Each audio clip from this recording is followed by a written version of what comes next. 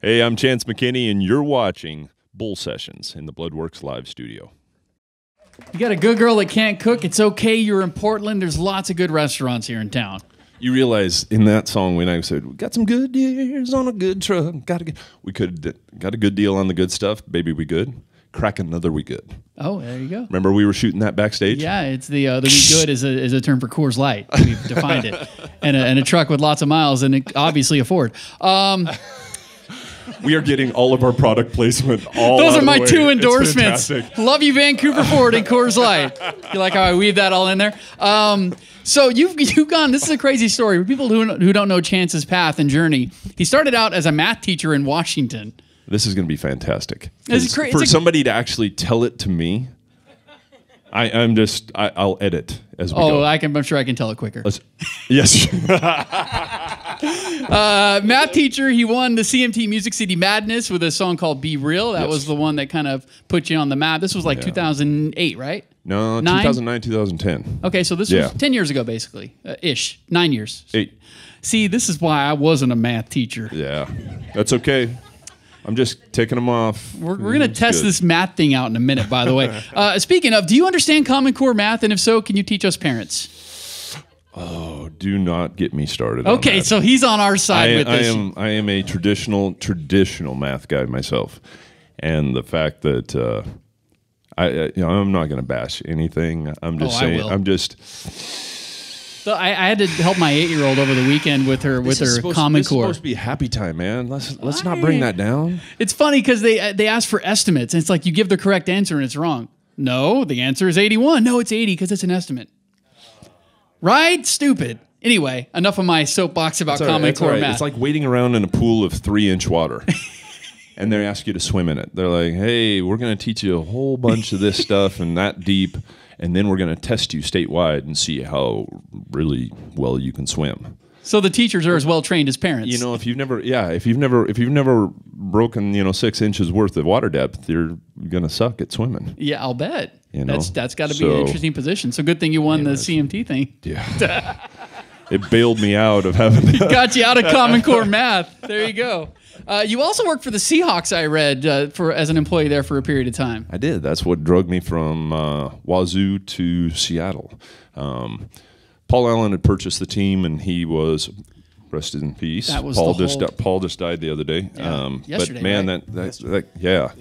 that guy left a hell of a legacy. You know what I'm saying? Oh, I mean, absolutely. He did some great things between the more prolific ones are the sports teams that he owned. But sure. I mean, he was a fan of the arts.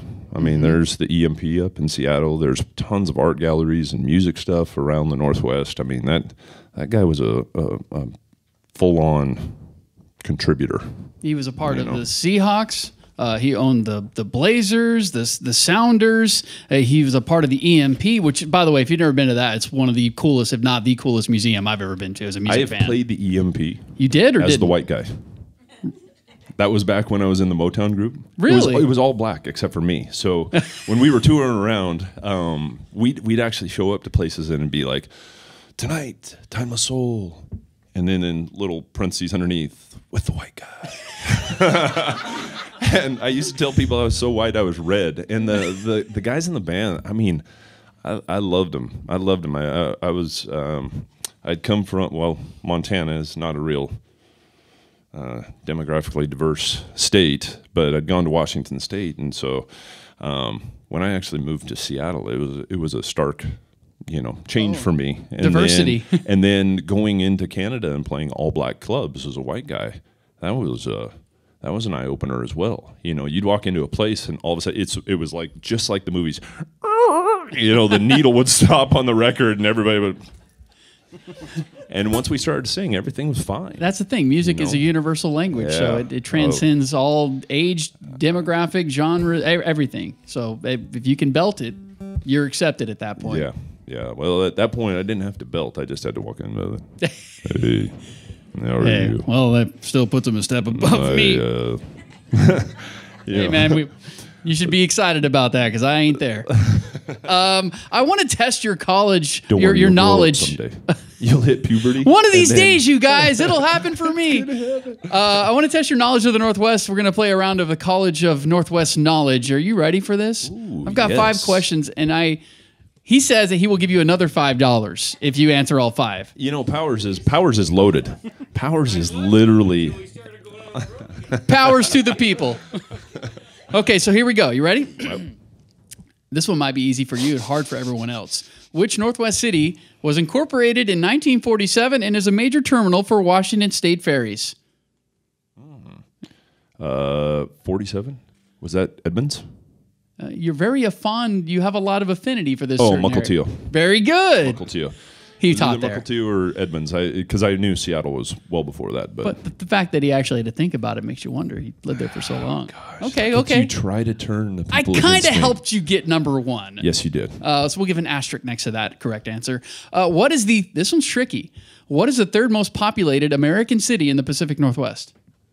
Ooh. Okay, so if we're talking the Northwest, what states are you including? Well, we're saying American city. So Washington, Idaho, and Oregon, I think, is the Pacific 3rd Northwest. most populated? Mm-hmm.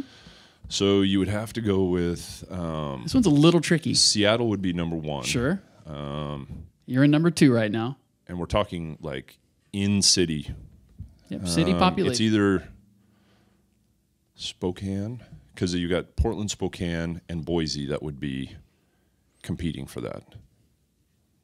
I'm going to have to say Spokane. Dang it. Boise. And you were just there this morning. Come on. You were sweating bullets. Ooh, no, he was sweating bullets. He just saved himself $5, but we'll finish the round anyway.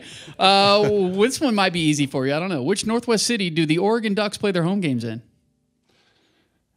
And big wins in overtime, by the way. Okay, is it Eugene, or do they actually have their stadium in Springfield? I wouldn't do that to you. It's okay, Eugene. all right, Eugene. Very good. This one might be tricky, maybe not. Which Washington city is the county seat for Pierce County? Tacoma? Very good. Well, that was impressive. All right, and this one. We're going to test his math skills, you guys. You ready for this? You don't want to go there, man. You don't want to go Give me there. the square root of 729. Danny Dwyer, you don't give it away. He doesn't. Dan spent all day on this. Yeah, right? He's got a calculator back there punching away. 729, square root. So 3. We'll give you 5 seconds. 27. Because that's 6 powers of 3. So you've got 3, 9, 27, 81, 243, and 729. It's that Common Core math in action right now. Wow.